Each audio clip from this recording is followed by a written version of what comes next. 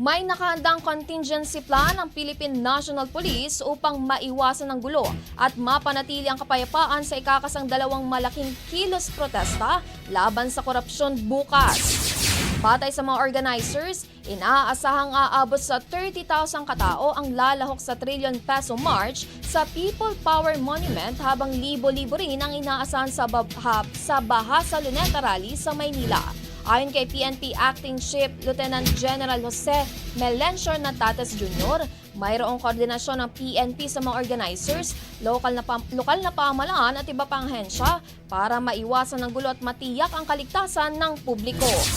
Handaan niya sila sa lahat ng posibleng sitwasyon, kabilang ang pagdalo ng mga grupong may magkaibang pananaw sa politika. Kabilang sa patutupad ang crowd control, traffic management at rapid response measures para maagapan ang anumang banta sa kaligtasan ng publiko. Nakaalerto na ang buong puwersa ng PNP sa Maynila.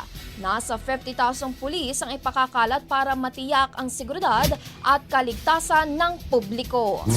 Ang bahaging ito ay hatid sa atin ng Drive Max Coffee. Ligayang tuloy-tuloy!